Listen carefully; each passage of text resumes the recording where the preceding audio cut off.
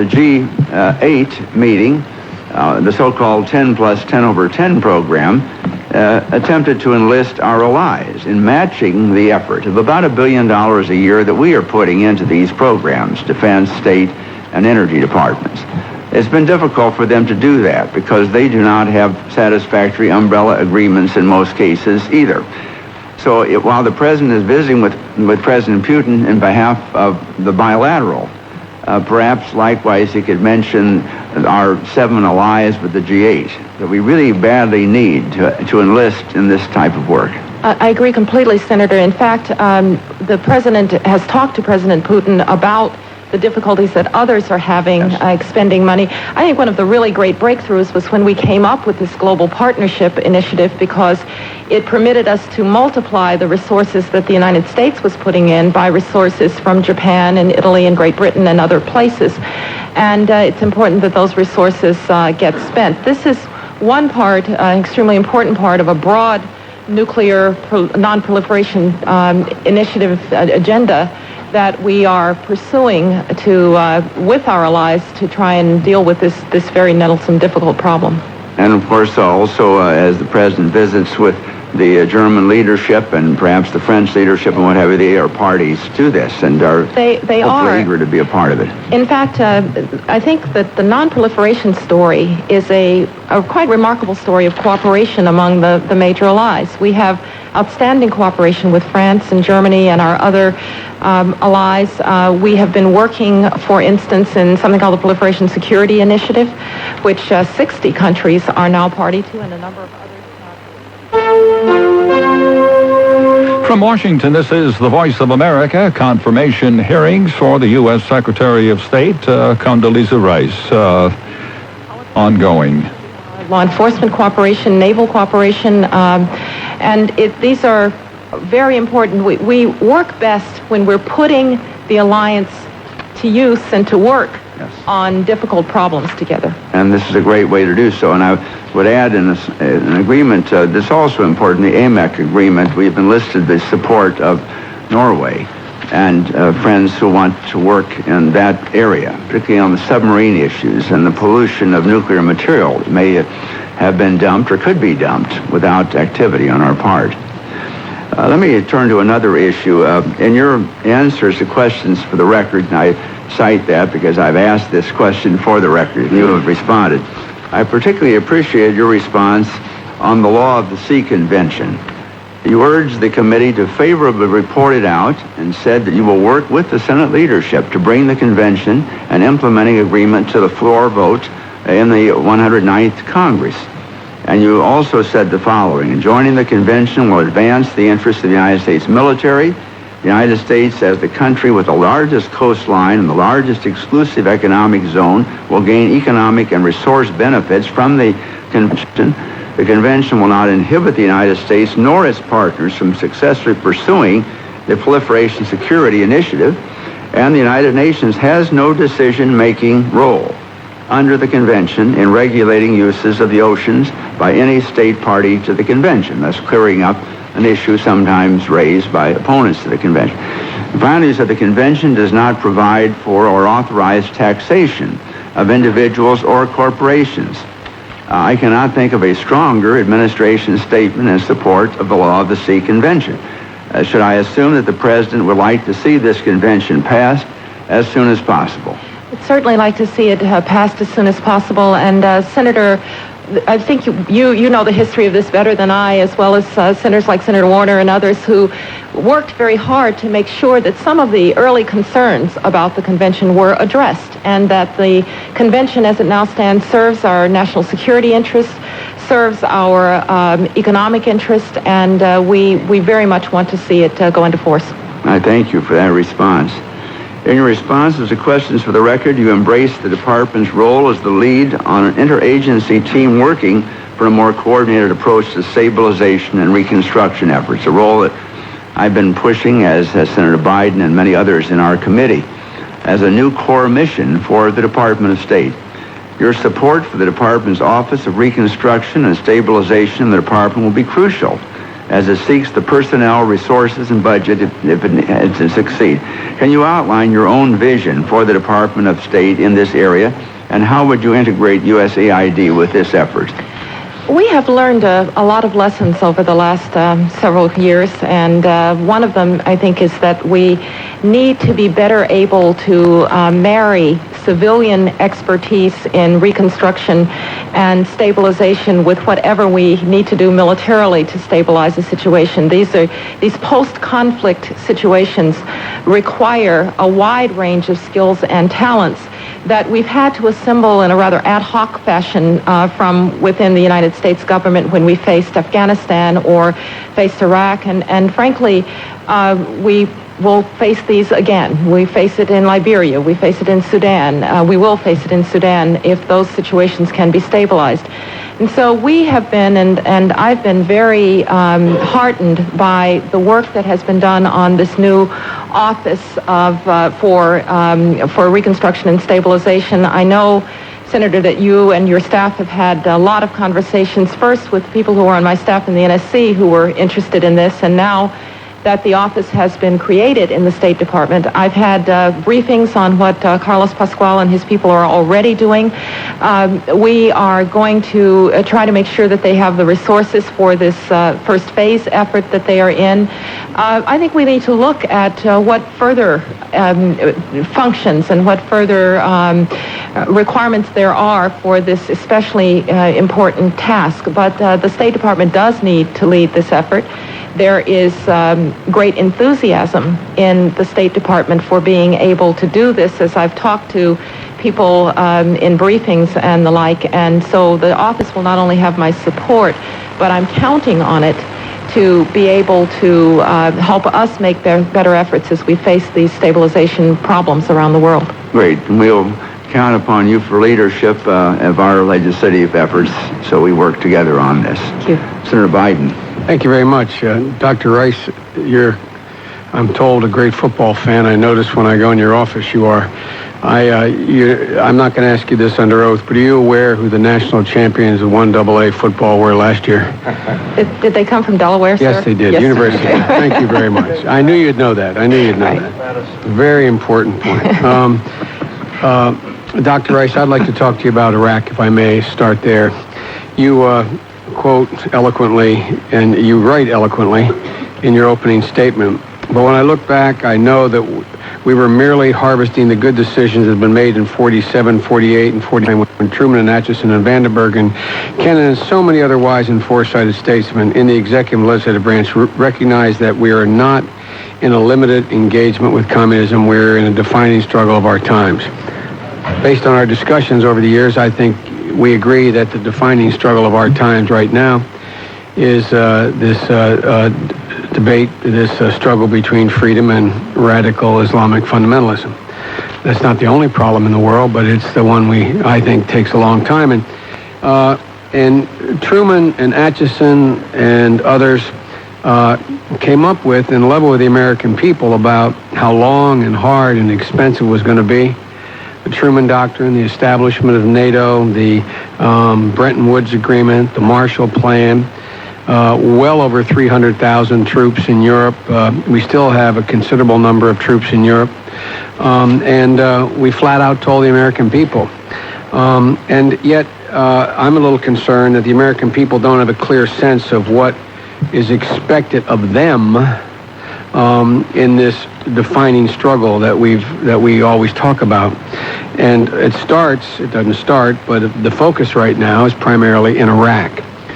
And we have an exit strategy, which I happen to agree with. The ultimate exit strategy is a stable, secure Iraqi government brought about as a consequence of a series of elections, this one just being the first of a series, and the training of the capacity, providing the Iraqis the capacity to maintain order and peace, not only in the streets, but along their borders. And toward that end, we had significant discussions in this committee prior to going in, and a number of experts from RAND to others indicated that we were going to need somewhere in the order of 5,000 European paramilitary police types in addition to the military. I think the number was 5,600. And my first question is, did your outfit write a report suggesting how many military... This is Senator Joseph Biden. Your team thought would be needed in Iraq? No, Senator, we did not write a report of that kind. We obviously were aware of all of the literature out there about how one stabilizes, and we looked at that literature. We considered it. But as a part of a team that is the National Security Council, and that is where the president's primary national security advisors sit, I sat through briefing after briefing that assessed the plan for both the war and for the immediate post-war period. And as a part of that plan, the troop levels that were recommended by General Franks and by his commanders. The president had good military advice from General Franks, good military advice from Chairman Myers, who represents, of course, not just himself, but the corporate body of the Joint Chiefs of Staff. And they were very clear that they believed that the plan that they were going to execute, including Phase 4, that is the stabilization phase, was adequately resourced in terms of troop strength. In retrospect, do you think it was adequately resourced? No, I mean, I'm not trying... What do you think now? Everybody gets a chance to determine whether or not what they signed onto or thought, recommended by professionals, was workable or not. Do you think it was adequate now, looking back? Senator Biden, I would not presume to try to give the president military advice, but I do believe that he got good military advice, and I do believe that the plan and the forces that we went in with were appropriate to the task. We did meet with some unforeseen circumstances. Most importantly, as we swept through the country really rather rapidly, the core of this insurgency, that is the Ba'athist and many of Saddam's loyal forces, melted into the population. They didn't stand and fight. When they reemerged as an insurgency, I think that frankly cannot be dealt with by military power alone, and certainly not by overwhelming military power, but must now be dealt with through the political mobilization of the Iraqi people, which is why these elections are so important, through economic reconstruction, and I would be the first to say that we want very much to accelerate that reconstruction, so and then most importantly through getting the a chance Iraqi to look forces. back, you think there were adequate number of forces beginning, middle, and now? I mean, you have no, you wouldn't, if you got to go back, change the force structure? I don't think I would, Senator. Okay. You're aware that Mr. Bremer suggests that we need it. He is the former, as we all know, ambassador who was in charge up until we handed over sovereignty. And I've made 3 trips since 2003, and every trip I make, I meet with the flag officers, and I have. They're all telling me they need more force, and they need it more force. The reason I asked the question is not to assess blame, because who the heck knows? I mean, you know, this was, as I said to Bremer, and I think the 3 of us were together the first time, I said, Mr. Ambassador, in the first meeting after Saddam was dethroned and we were in Baghdad, I said, if the Lord Almighty came down and sat at this table and gave you the right answer to 60% of all the difficult questions you'll have to answer, you still only have an even chance of succeeding. No one's ever done what we're trying to do. And I supported the effort. But it concerns me that in retrospect, you still think things were kind of, you know, the force structure was appropriate. Which leads me to this issue of one element of our exit strategy, and that is the training of Iraqi security forces. On October 21st last year, you said the Iraqi security force will number 125,000 by the end of the year. There will be 145,000 security forces by February and 200,000 by the time of the permanent election. And in March of last year, Secretary Rumsfeld, we now have 200,000 Iraqi security forces that are out there providing security in the country. And And a month later, he said 210,000 in uniform and called it, quote, an amazing accomplishment. And now, what I'd like to know is what you all mean by trained Iraqi security force. Do you mean someone who we give a uniform to, someone who had been in the Iraqi military before, or the police, or is trained mean someone capable, absent a physical presence of the United States or a coalition force with them, to in fact do their job, whatever it's assigned, in whatever region they're in? What do you mean by trained?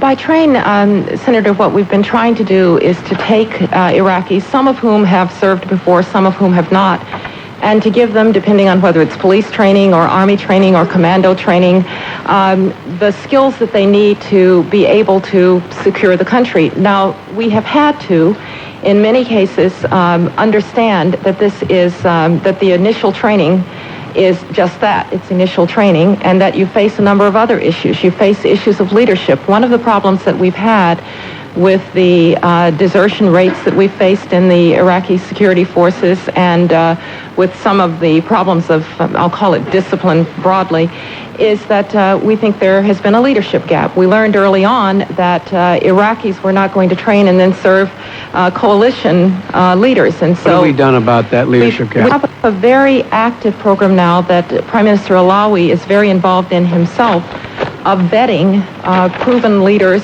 in the former Iraqi security forces to bring top-down leadership to those people. NATO, of course, has put in a training mission that is devoted to training leadership.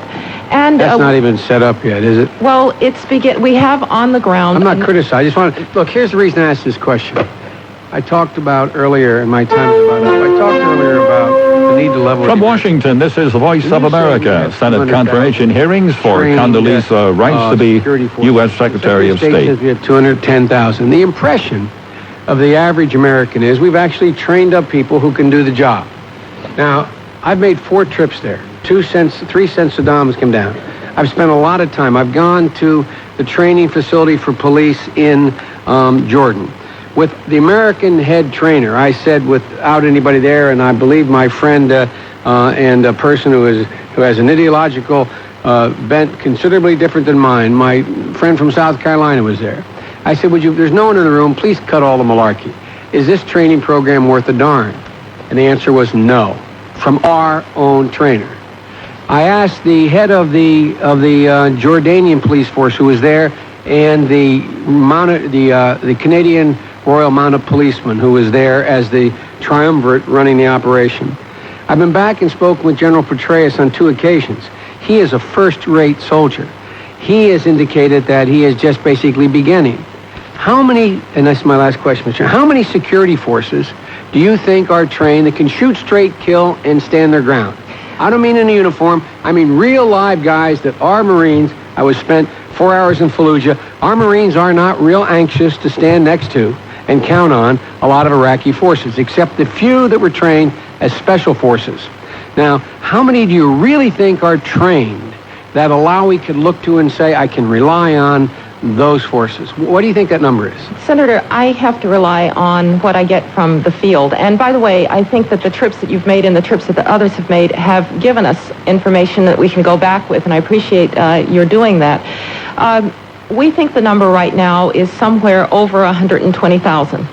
We think that among those people, there are clearly continue to be questions about on-duty time, that is, people who don't report for duty, and so this is being looked at. We are trying to provide for some of these units mentors who can help, trying to provide leadership from the Iraqis themselves that can help these people. But this is the reason that Gary Luck has gone out at Secretary Rumsfeld's direction to take a hard look at the training program to see what General Petraeus, who, as you say, is a terrific soldier and has a lot of experience in Iraq, what he's been able to achieve, to work with the Iraqis to address some of these problems of leadership and morale and desertion in the armed forces and in the police forces, and to look at some of the equipping of the police forces. But I do want to note, Senator, that the Iraqis are making a lot of sacrifices here. No question. Their soldiers, their police, in places like Fallujah, and places like Samarra, and places like Najaf. They have played an active role in their security, but it is a process that takes some time. We believe that we've made some progress. We have more progress to make. Well, I thank you for your answer. I think you'll find if you speak to the folks on the ground, they don't think there's more than 4,000 actually trained Iraqi forces. I strongly urge you to pick up the phone or go see these folks. And the reason I press it is not that the Iraqis aren't sacrificing, they are.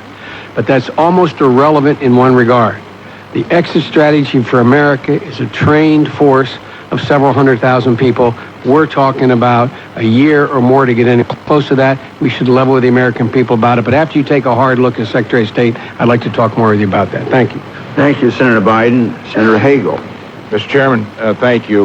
Welcome. Republican Senator Chuck Hagel of Nebraska. I have a statement that I would ask to be included. It'll be included in full. Thank you. As has been noted here, and I think eloquently stated by Senator Feinstein, that you come before this committee impressively qualified, well-prepared, and it is a nomination all of America can be proud of, and I mean that sincerely. So thank you for offering yourself for another 4 years of very engaging, responsible leadership. We appreciate that. I also want to note, Mr. Chairman, for the record, the good work of Secretary Powell, Deputy Secretary Armitage. I noted, Dr. Rice, that you mentioned him in your statement. The work that the Powell-Armitage team has done for this country over the last 4 years has been significant. All those who were part of that team need to be acknowledged as well. So thank you, Dr. Rice, for noting Secretary Powell's leadership. I want to pursue, to some extent, some of the same line of questioning on the same subject, as well as other subjects in my 10 minutes that Senator Biden was talking about, Iraq. He left off with exit strategy. Would you explain to this committee what you and the President see as an exit strategy for America from Iraq, which would be, I suspect, connected to a post-January 30th election, which will provide an elected Iraqi National Assembly. What are our plans after that? Well, we do have some things that we have to accomplish after the elections. Senator Biden has talked a lot about the training of Iraqi security forces. I think that's probably, in many ways, our most important task. Iraq's most important. The task of the Iraqis is to find a way forward from their elections for political reconciliation, and we can, of course, try to help in that and do what we can to support that effort, but that's largely an Iraqi task. I think for us to try and improve Iraq's capability to defend itself. And I will just say, I have talked with people from the field, and I recently talked with General Casey, who was back here, and others. I think that they are doing relatively well on starting to get the numbers up for Iraqi security forces, but that they do need to address these questions of leadership, of which... In Washington, we're listening to the confirmation hearings for National Security Advisor Condoleezza Rice to the U.S. Secretary of State, the hearing before the Senate Foreign Relations Committee. About how some of these security forces might be restructured. So we will focus very heavily, I think, on trying to give the Iraqis or help them get more capacity on the security side. It is also the case that, of course, we will continue to seek the terrorists and to help them fight the war on terrorism that they are now fully engaged in, and to try and continue to help in building capacity in the Iraqi ministries, because ultimately the coalition is there because the Iraqis lack certain capacities. And if we focus in this next period after the election on helping them to build those capacities beyond where they are now, I think we will have done a major part toward the day when less coalition help is needed across the board. May I just ask a follow-up to that? How will that change from what we have been doing? Can you give this committee some specifics of what you've stated? You framed clearly. I think we understand what you said. I support what what you're talking about, your objective, but how will that change from what we have been doing? Fewer troops, less troops, more NATO troops, or what will envision the change in what you're anticipating our role to be, and connect that to an exit strategy? Well, our role is directly proportional, I think, Senator, to how capable the Iraqis are. And so as Iraqis become more capable, then I would assume certainly our help will be needed less. I am really reluctant to try to put a timetable on that, because I think the goal is to get the mission accomplished, and that means that the Iraqis have to be capable of some things before we lessen our own responsibility. But we will be working with a newly elected government, and I'm quite sure that they're going to have their own ideas about how we move forward to improve security. The Iraqis will take more and more responsibility for fighting the terrorists, for rooting out the Ba'athists, and we have to help them get there. If I could just add, Senator, we also, of course, have a major task of continuing on the reconstruction front to employ the resources that were given to the executive branch by the Congress, so that we can help the Iraqis with their reconstruction task. But I see it as a diminution of our responsibility over time as the Iraqis become more capable. So we need to focus on building their capability. Will that require a change of policy? I don't think it requires a change of policy. We have all had over time an evolution of attitude, which just comes from the fact that as you work with increasingly more representative and legitimate Iraqi governments, they have more say in how this is all done. And I think that that's only appropriate and right. We are no longer in occupation of the country as we were under the Coalition Provisional Authority. And so this has become a very intensive partnership with the Iraqis to get these tasks done, and I think that will probably continue to accelerate. Let me ask you on the basis of troops. If I have read accurately, and you noted this, General Casey's statements regularly when some of us were over there last month, we met with General Casey as well as other general officers.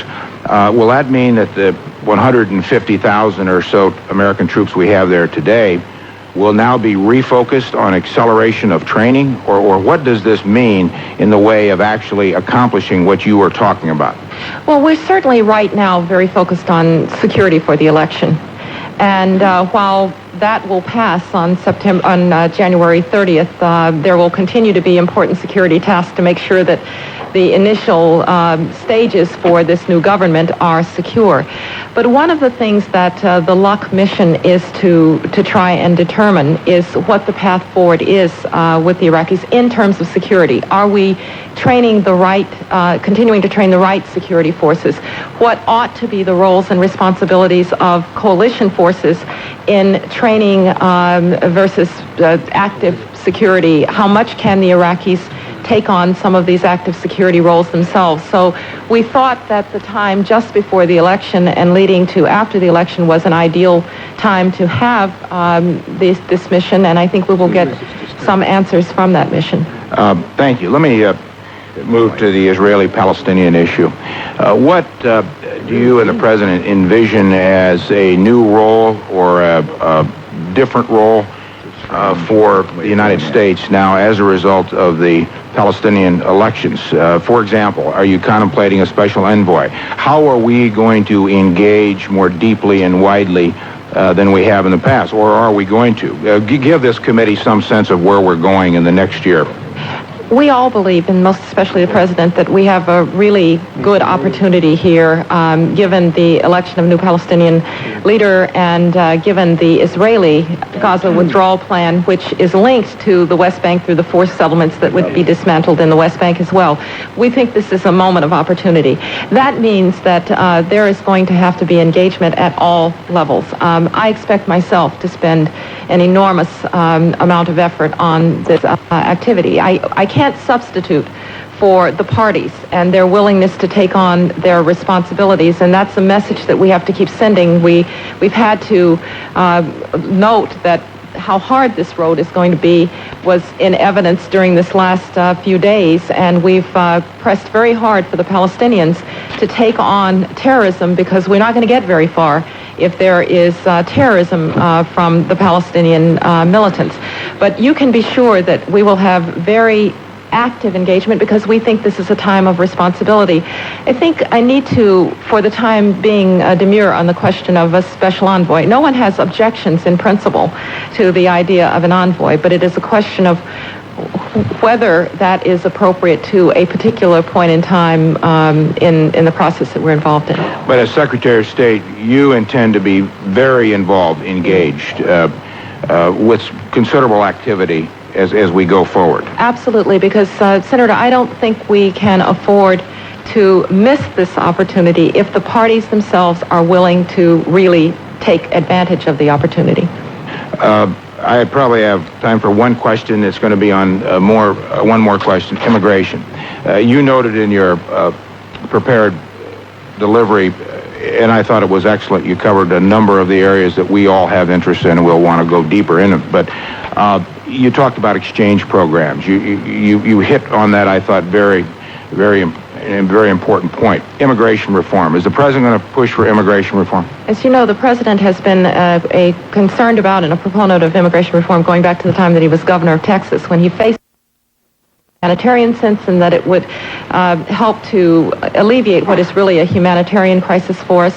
It would help us economically because matching willing workers and willing employers is an extremely important thing for our economy when Americans win their jobs that Americans will not take. It's not an amnesty, and the president has been very clear about that. But it also has, for our security, real implications, because if we are not asking... This is the Voice of America, broadcasting from Washington. That comes out of economic circumstances and dangerous border infringement that comes out of terrorism, and they have a more regularized way to deal with the former. We think that will make it easier to deal with some of the terrorism and concerns about bad people coming to do bad things. I'm going to reintroduce my comprehensive, I think the only bipartisan immigration reform legislation last year. I'm going to reintroduce it. I look forward to working with you on this. I don't think there is a more urgent problem America has to deal with today, far more urgent in Social Security, in my opinion, than this immigration reform issue. So thank you. Mr. Chairman, thank you. Thank you, Senator Hagel. Senator Sarbanes. Mr. Chairman, thank you very much. I want to, first of all... This is Democratic Senator Paul Sarbanes of Maryland. Senator Murkowski and Senator Martinez on your side of the aisle and Senator Obama on our side of the aisle. We're very pleased to have them join the committee. And Dr. Rice, I want to join all of my colleagues in welcoming you here before the committee today. The post for which you've been nominated is obviously an extremely important one, perhaps the premier post in the cabinet. And in an independent and interconnected world where events that happen thousands of miles away, literally within minutes, can affect our own economy or our health or our national security, the Secretary of State can make a critical difference in our everyday lives. In my view, a secretary who forges meaningful partnerships to foster peace, reduce global poverty and hunger, promote democratic values, and address emerging threats can set our country on a course to greater security and prosperity. By the same token, I think a secretary who adopts a unilateralist approach in the international environment may miss important opportunities to prevent conflicts and to build alliances. And in that regard, I just note that it's not enough to have the ear of the president. I think the Secretary of State must also win the ear of the world. I do hope, and before I turn to the first subject I want to cover, first, I've watched Senator Lugar work assiduously on this cooperative threat reduction issue. I think he and Senator Nunn provided exemplary leadership, and Senator Lugar, assisted by others, Senator Biden and others on this committee, has continued to pursue that issue. And the only counsel I would give you is listen to Senator Lugar on the cooperative threat reduction question. He knows the issue. He's lived with it. invested an incredible amount of his own time and effort to try to make it work. And I would hope the administration would, in effect, follow his counsel and guidance on this issue. I know of no one who knows the issue better or whose advice is more measured and more reasoned than that of the chairman. I'd extend the same advice, if I may be so bold as to do so, in terms of hoping you would listen to Senator Biden and Senator Hagel as they have an interchange with you about Iraq. They've both been there now a number of times, at some risk to themselves, obviously, as anyone who goes out there well knows. And it seems to me, again, that's an instance in which the counsel and advice they have been given is perceptive. It's measured, it's tough-minded, and I would very much hope the administration would listen to that. Now, my text, if I can use that term for the question I want to put to you, is this new book by T.R. Reid, a very distinguished journalist, which has just only recently come out, The United States of Europe, the New Superpower and the End of American Supremacy. And I want to talk some economics with you here this morning. I looked through your statement quickly, and other than a couple of references to prosperity and to free trade, there's not much in it on economics, and I think that's a very important part of our dimension, of the dimensions we have to discuss here. In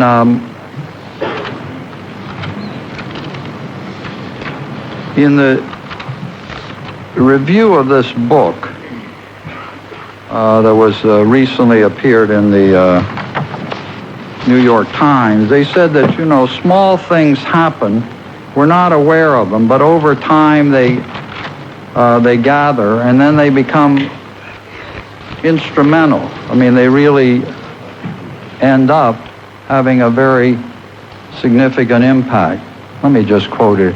Sometimes major events take place quietly, their import obscured by the hubbub of more arresting happenings. Only with time is the shift perceptible. And in that regard, I'd like to show you just 3 charts to set the context. The first is a chart that shows the U.S. trade deficit.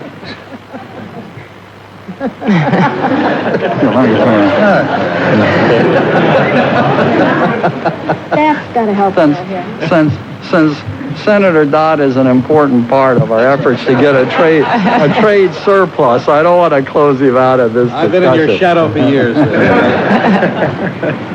And I mean, it's pretty apparent what's happened here. And an incredible deterioration in recent years in the U.S. trade deficit. And it's estimated that we're now running well over $600 billion a year. By far the largest trade deficit in our history.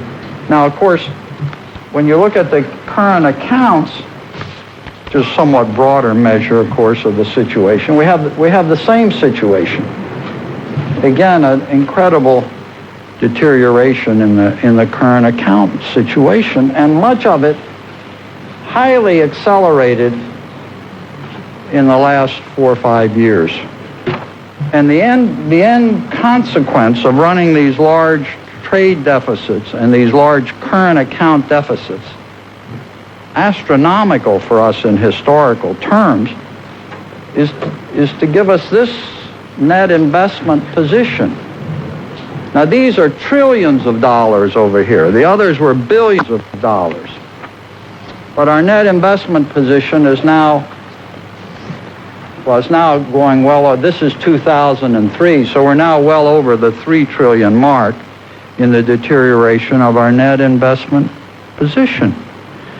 Now, it seems to me this ought to be a matter of very, very real concern. I mean, Chairman Greenspan, testifying before the Congress, said that the rate that we're running these deficits and We're listening to Senate confirmation hearings for U.S. National Security Advisor Condoleezza Rice to be U.S. Secretary of State. The questioner at this moment, Senator Paul Sarbanes. The president of the New York Federal Reserve Bank, Timothy Geithner, said in a speech, "The size and concentration of external imbalances in the system are at an unprecedented scale, between 5 to 6% of GDP in the instance of the current account deficit. What's new is that we are significantly more dependent today on the confidence of the rest of the world in U.S. economic policy and the safety and stability of our financial markets." Now, The Economist recently said,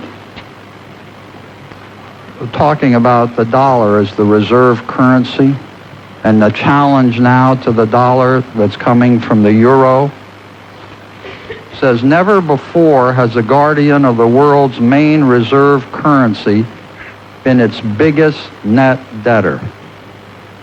Never before has the guardian of the world's main reserve currency been its biggest net debtor.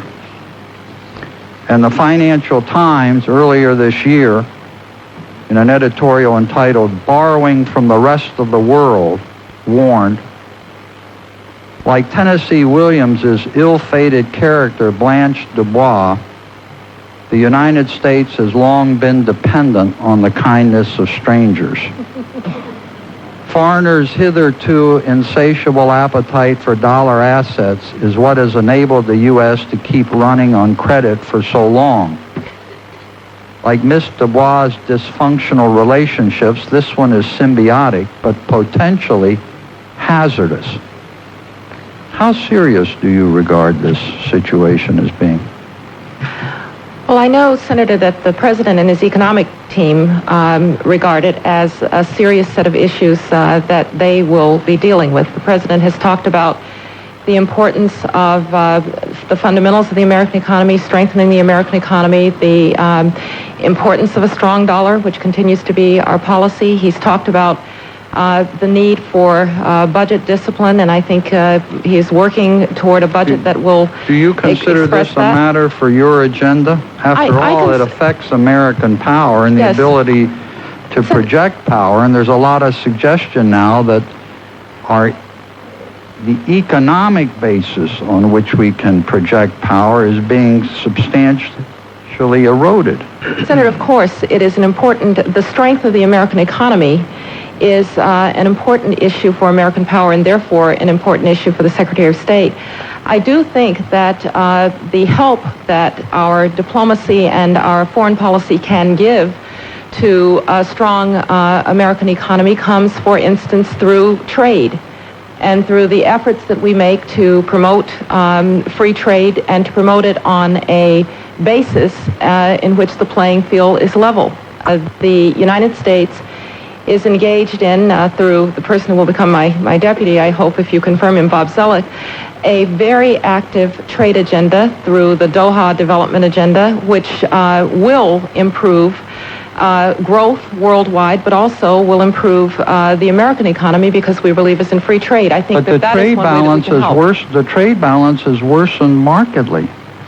I mean, something's wrong with the set of policies we're pursuing, it seems to me, if we're going to have the kind of erosion in the trade balance that we have seen, particularly in recent years. It's a very negative figure. And of course, every year that figure is negative, the amount of debt that we owe overseas and our dependence upon others increases. Senator, there are a number of factors that have contributed to that, and I do think that the economic team is aware and trying to deal with those factors in the American economy. Where the State Department and our diplomacy can be supportive is really in two ways. First, to promote a trade agenda that levels the playing field, that makes certain that the rules of the trading system are followed. For instance, many of the changes economically are coming as the result of a strong and growing China. and China's role in the world economy. The need to make certain that China is, in its growing strength in the economy, playing by the rules of the international economy is enhanced by the work that we did to have China accede to the WTO. We now, of course, have to make certain that China is living up to its obligations on the WTO. So we spend a good deal of time, for instance, trying to get the Chinese to react to intellectual property rights issues. Another way that the State Department can help with this very important agenda is to make certain that the markets of others are as open to us as our markets are to them. And that's an activity that I would expect to be involved in as a part of my diplomacy. I've been involved in as National Security Advisor. If we're not to have deformations in the way that the international economy works, then people cannot be protectionist. Those are some of the ways in which I think the diplomacy can support a strong economic policy, and I agree with you completely that a strong economy is very important to our international standing. I would note that we are still the fastest growing of the major developed countries of the world, so we have considerable economic strength. Well, our growth is growing in a way, though, that we're becoming increasingly mortgaged to others. China and Japan now are holding tremendous dollar reserves, which then, of course, play into the trade relationship much to their advantage. So that it works in a way we become more dependent. They're able to skew the trade arrangement. From the Voice of America, you're listening to live coverage of the Senate confirmation hearings on the nomination of Condoleezza Rice to be the next Secretary of State. I'm Doug Bernard with Talk to America. Our program today devoted to the live questioning of Ms. Rice by members of the Senate Foreign Relations Committee. We'll return to that in just a moment. We're pausing briefly now for an update on just one of the many issues that will be facing Ms. Rice if she is confirmed, as expected, to become the next Secretary of State, that being the continuing U.S. effort to help the victims of the Indian Ocean tsunami. William Garvelink with the U.S. Agency for International Development, or USAID, once again joins us by phone. Welcome to you, sir.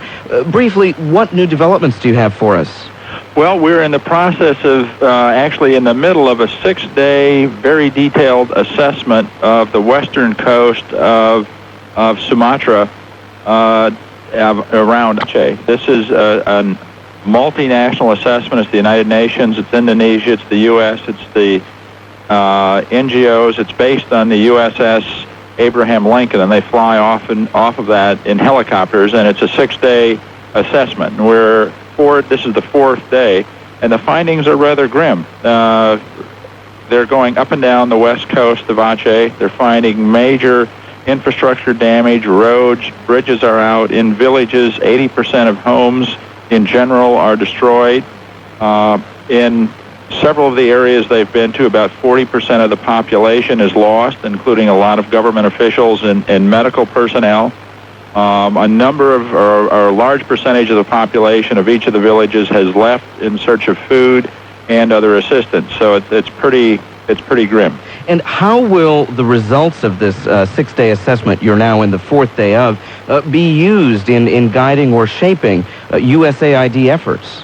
This assessment will be provided not only to USAID and the NGOs it works with, but the United Nations, to the host government, of course, and to the World Bank and other financial institutions to determine just what course of action is to be taken. For USAID at the moment, about 300,000 people are receiving food assistance. That number will climb to 500,000.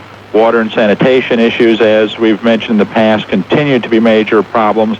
But we're now starting to look at the infrastructure that has to be rebuilt so that the economy can return to normal. So this will shape not only your efforts at USAID, but it sounds like a lot of the international efforts, UN or those by other NGOs. This will have a major impact on all the humanitarian and reconstruction players in Aceh. And briefly, Mr. Garvelink, are similar assessments planned for other areas affected?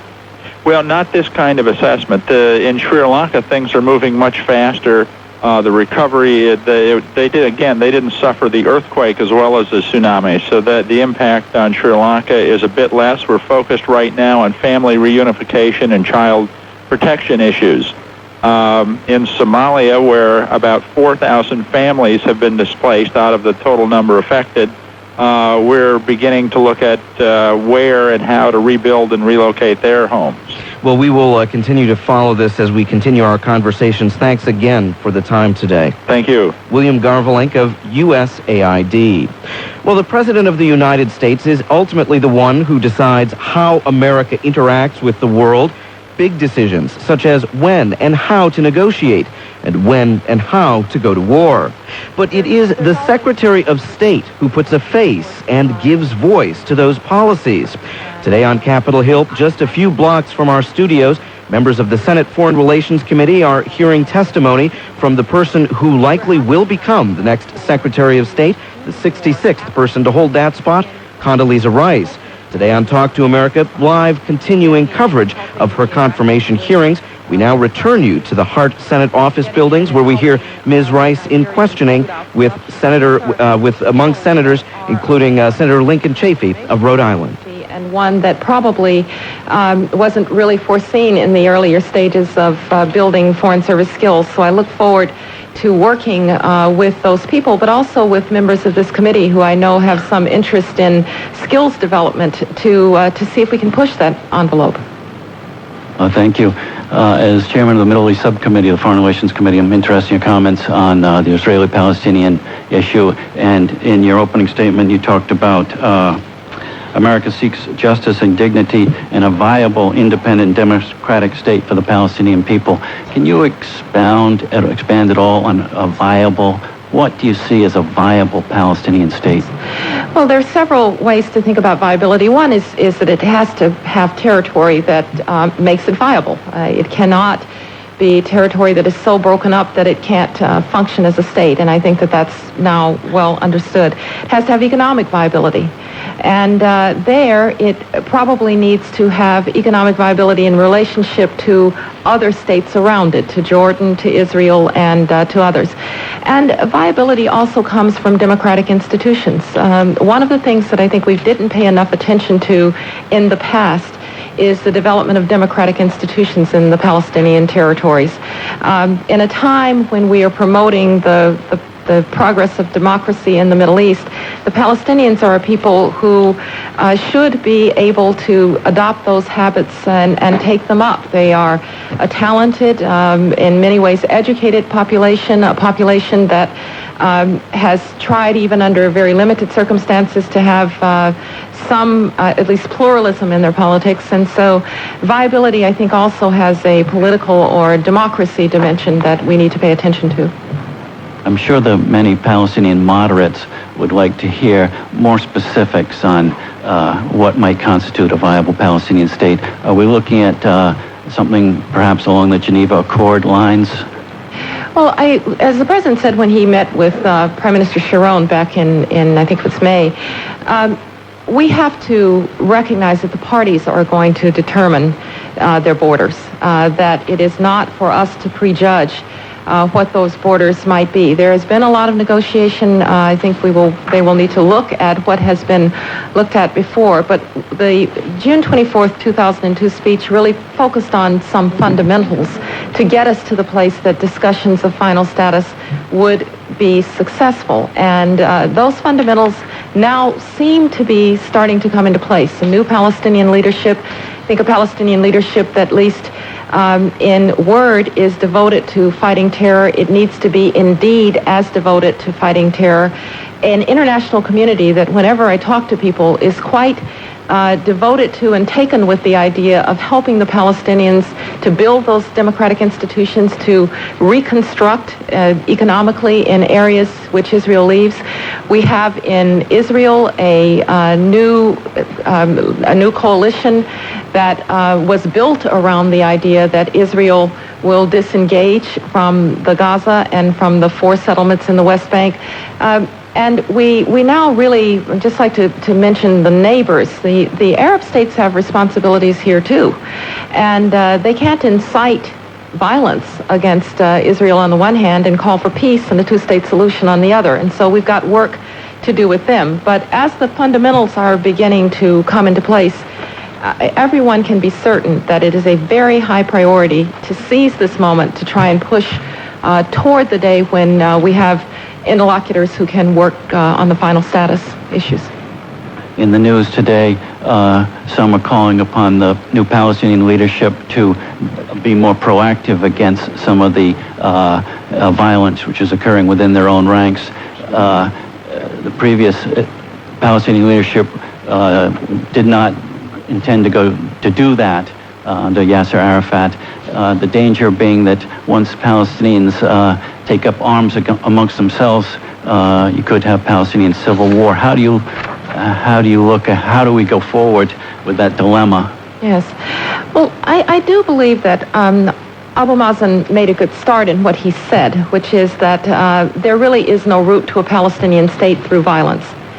And that means that he is appealing, to my mind correctly, to those Palestinians who realize that the use of terror techniques, the use of violence is not going to result in the fulfillment of their national aspirations. Having said that, the people who insist on violence and insist on terrorism have got to be isolated and ultimately disarmed. The Palestinians are fond of saying there has to be one authority, one gun. We can help with that because the restructuring of the Palestinian security forces is something that we have helped with in the past and should now, with other neighbors like Egypt or Jordan, be helping with in the future.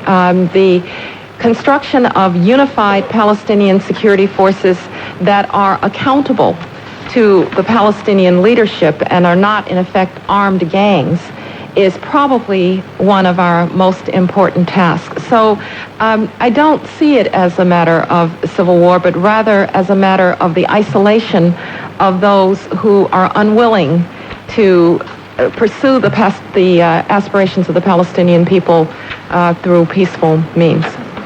Well, thank you very much, Dr. Rice. I see my time is up.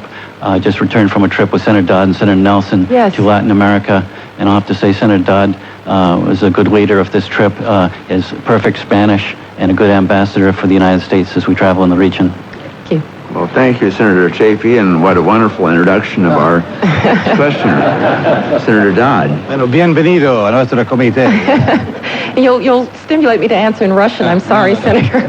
I'm not going to try and ask you questions in Spanish. Well, welcome to the committee. And Mr. Chairman, thank you very much. Let me also join my colleagues in welcoming our new members to the committee. Mel Martinez, who I got to know when he was Secretary of HUD and appeared before my other committee, the Banking Committee, on numerous occasions.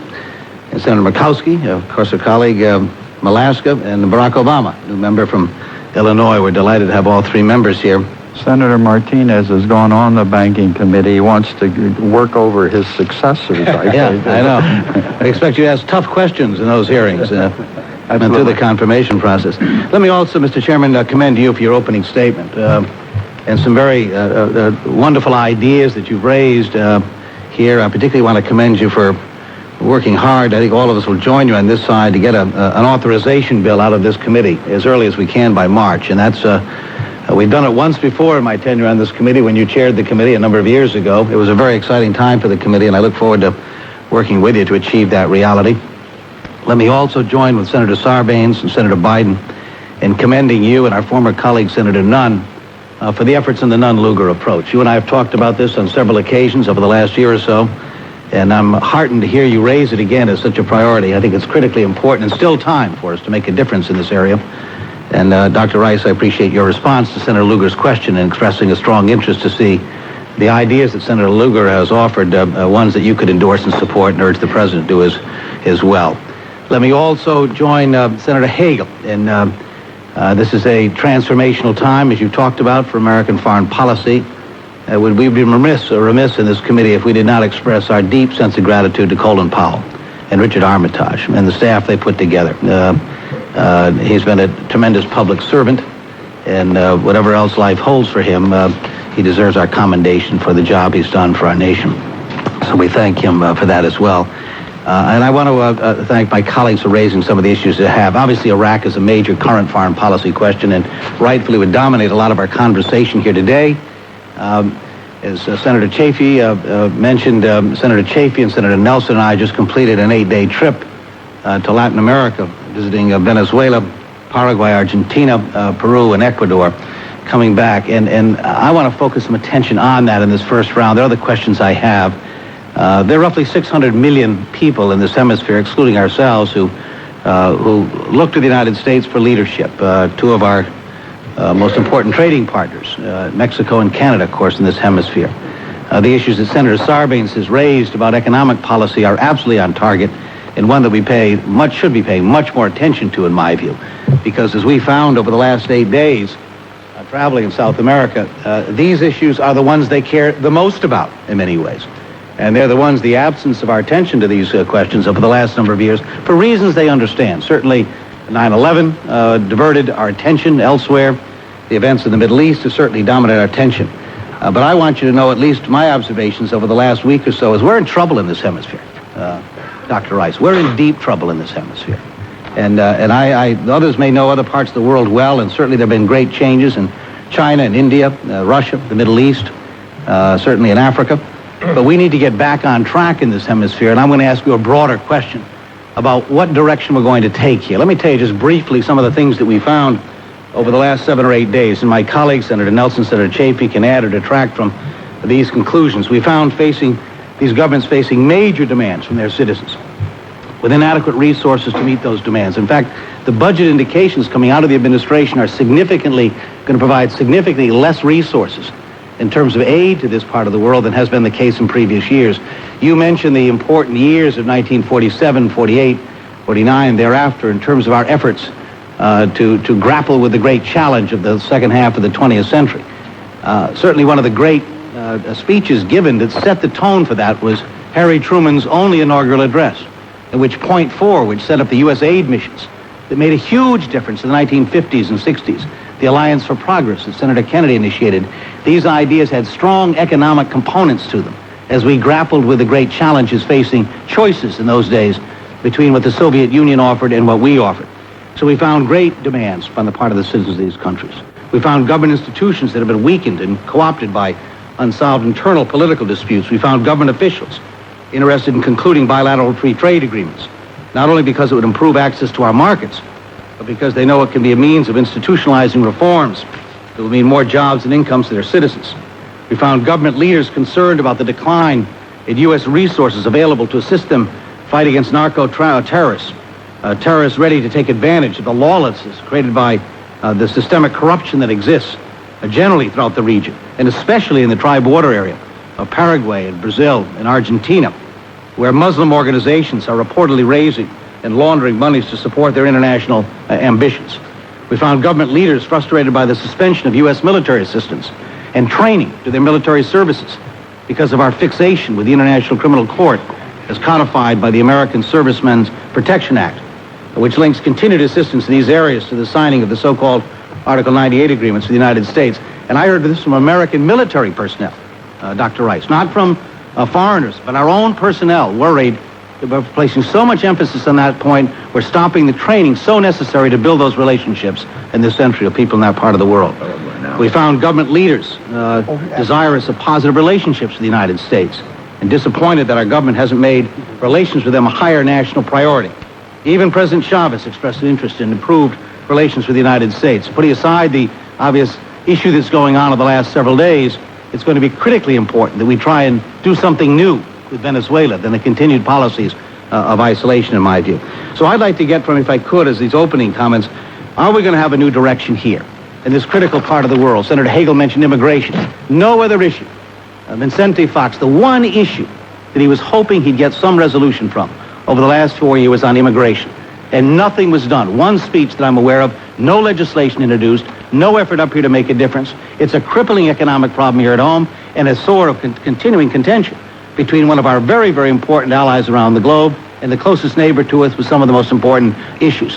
What are we going to do about that? And are we going to change some direction here? Or are we going to stick with the policies of the past that are creating some serious problems in this part of the world for us? Well, thank you, Senator Dodd, and thank you also for the time that you did spend. I look forward to talking to you more about the future of Latin America, Western Hemisphere. It's obviously extremely critical to our agenda.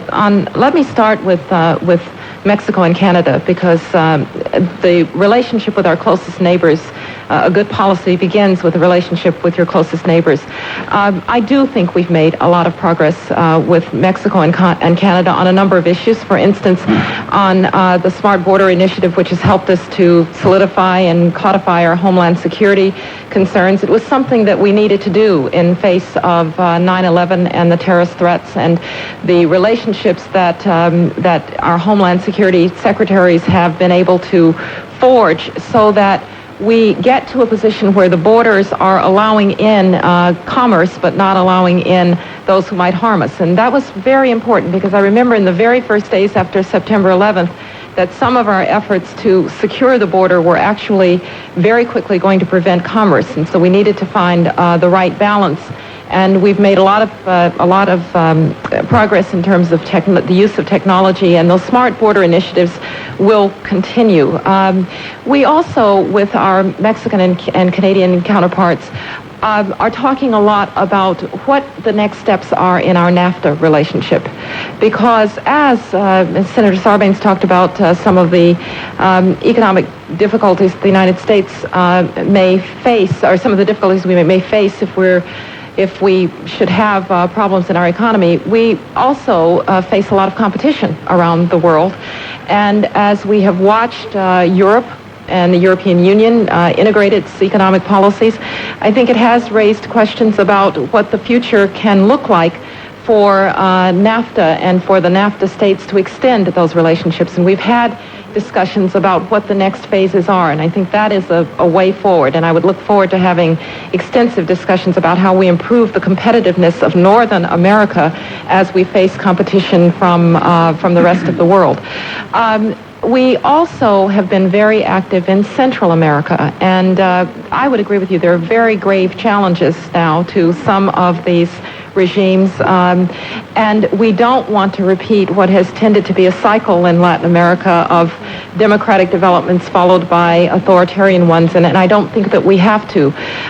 In Central America and in Latin America, we have to recognize that while there are in many of these places growth rates that are very, very high for these regions, that the ability for these countries to actually deal with the problems and demands of their people that's really the next step. And we had at Monterrey a number of discussions about developing the human potential of these countries, worrying about education and worrying about literacy and worrying about economic opportunity for people. These are in many ways very highly stratified societies, and we need in the United States to associate ourselves, I think, with the struggle of those who are trying to overcome that stratification. We can't just associate ourselves with an old order. We have to be concerned about the indigenous peoples that are trying to find their rightful place in a political and economic system. And if our own history should tell us that that's an extremely important task ahead. So it is a very big agenda to do what the president has been trying to do, which is to promote democratic development and democratic institutions, to begin to marry those democratic institutions with economic progress for the peoples of the region. Certainly, one of the ways that we can contribute to the twin progress of democracy and economic development is through trade. And we have had a number of successful free trade agreements. We had the free trade agreement with Chile. We are, you in the Senate will be contemplating at some point a free trade agreement, the CAFTA agreement. We continue to work with Brazil as our co-chair to try and push forward on the free trade of the Americas agreement. So trade is a big part of this agenda. If I might just take one other moment to say that we also are trying to work relationships, key relationships in this region in a very aggressive way. And I would focus for just a moment on the relationship with Brazil, which I think is extremely critical to the region. There are others as well, but the President and President Lula have met on a couple of occasions. We had in the earliest stage a meeting of both cabinets to try and have an agenda going forward. Because if we think about the real challenges, those are economic, social mobility, education and literacy for people, and how that can be done within democratic institutions so that the challenges don't have to come from outside of democratic institutions. We need partners in that. Brazil is such a partner, but so are others. And I would hope to really spend some time with the Organization of American States, making certain that the agenda of promoting democratic development, holding accountable leaders who do not govern democratically, even if they are democratically elected, that would be an agenda that we could mobilize around. Well, I thank you for broad answers. My time is up here. Let me, just a couple of points. One, this underscores the point Senator Sarbanes is making, in my view, that I, too, was a bit disappointed reading your opening statements about the paucity of comments about economics and the importance issue. You've highlighted this exactly, and you're correct. This is part of the issue. I think it's critically important that we pursue these issues without expressing yet, until we see them, these final agreements on these trade agreements. But I would hope, and if you want to quickly answer, are we going to have these trade agreements up here in short order? You and I both know that if you wait, even good trade agreements, if coming up the wrong time up here under circumstances, can fail. And if they fail, I think the implications could be serious to the region. So quickly, are we going to see CAFTA and the DR trade agreement coming up, the Andean agreement, which they're working on right now? Are we going to see those sooner rather than later, the administration priority? Well, we will certainly work with the Congress on this, but we obviously would like to see these agreements sooner rather than later. And let me just comment briefly. I think Senator Chafee and Nelson and I would tell you as well, we were very impressed, Mr. Chairman, with the competency and quality of the State Department personnel we ran into in these countries. I would hope that you're making choices about the senior positions. There's some wonderfully talented, knowledgeable people about this part of the world. And my hope would be that you'd put a team together that would reflect very things you're suggesting in response to my questions. Because I think you will agree with me. For reasons we may understand, we really got to pay more attention to this part of the world. Thank you. Senator, may I just have one moment? You mentioned Venezuela, and I'd like to just address that quickly, if I may. We have a long and good history with Venezuela, long ties. I think it's extremely unfortunate that the Chavez government has not been constructive. And we do have to be vigilant and to demonstrate that we know the difficulties that government is causing for its neighbors. Its close association with Fidel Castro in Cuba, still the only empty chair at the OAS is that of Cuba, because it's not a democratically elected government. And those relationships are deeply concerning to us and to me. And we are very concerned about a democratically elected leader who governs in an illiberal way. And some of the steps that have been taken against the media, against opposition, I think are really very deeply troubling. And we're going to have to, as a hemisphere that signed a democracy charter, be devoted to making sure that those who signed that charter live up to it. Well, I appreciate you saying that, but that's a two-way street, Dr. Rice. And it requires we work on it as well. It's not the 1960s or 70s. And there are people down there, you mentioned President Lula. I can go back and show you statements that President Lula made that would compete with anything President Chavez has said. Yet we found a way to work with this new president. My strong suggestion is find ways to do this. Going back and repeating these statements over and over again only dig the hole deeper and deeper. And that's an important relationship. It's important in the hemisphere. We need to work at it. My hope is you will. Thank you. Well, thank you very much, Senator. You're listening to live, continuing coverage here on the Voice of America of the confirmation hearings of Condoleezza Rice to be Secretary of State. Questioning by members of the Senate Foreign Relations Committee continues live here. We just heard from Senator Christopher Dodd, a Democrat of Connecticut. We'll be moving next to Senator George Allen, a Republican of Virginia. Really interested in the area and forwarding these difficult situations. Let me call now on Senator Allen. Thank you, Mr. Chairman. I guess this is on. And thank all the members preceding me for their questions. And Dr. Rice, I thoroughly enjoyed listening to your statement and your very positive life story. 4 years ago, as a rookie senator, I was introducing Secretary Powell, or General Powell, to this committee, a genuine American hero, and your personal life story and his, although in different backgrounds, certainly are an inspiration, and I think very helpful for us as we, as a country, try to advance freedom for people all over the world. And I do think that when you talk about your life story and bringing up Birmingham, I would encourage some of my colleagues. There's a civil rights pilgrimage every year. Last year I went on it. Senator Coleman was there, Senator DeWine, a few others. And this year, Senator Corzine on the Democrat side, me on the Republican side, will be heading a delegation there for the 40th anniversary of the Voting Rights Act. And you go to Birmingham, that church that was bombed, that I know that you are a member of, as well as Montgomery and Selma. And I found it a very moving, profoundly impacting, and very meaningful event for me. And a lot of those who, now Dr. King obviously is gone, but many of those who are involved in the civil rights movement are actually still alive, and you can talk and question them on what they were trying to do. Now, Dr. Rice, you mentioned the future, which is important, and some people call the 20th century America's century. I believe, as you do, that the 21st century needs to be freedom's century, and individual freedom, regardless of race or gender or ethnicity or religion, are key. I look at those as some of the four pillars of freedom or individual liberty are freedom of religion, freedom of speech. You use the town hall test. 3 is private ownership of property, and 4th, the rule of law to protect those rights and constitutional rule. And we do learn from history, and that's why I like reading and listening to your statement. And you reference Truman, President Truman and Atchison and so forth in 1947 to 1949, and that is fine. That was the beginning of the Cold War. I will say, though, that President Ronald Reagan and George Shultz and Cap Weinberger and that administration were the ones who changed that dynamic of the Cold War from one of containment and coexistence to the advancement of freedom. And some criticized President Reagan for calling the Soviet Union, in my view rightfully, the evil empire. They criticized him for going to the Brandenburg Gate and telling Mr. Gorbachev to tear down that wall. But that's actually what did happen.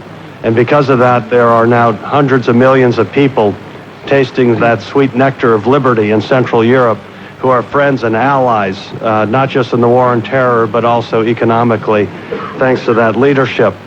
One of the things that was key in those years was Voice of America and Radio Free Europe. Presently, there's still radio and TV Marti insofar as Cuba is concerned. One of the concerns that I have presently insofar as the Arab world, and more particularly Iraq, is we may grouse about what TV stations people may watch, or what radio they may listen to.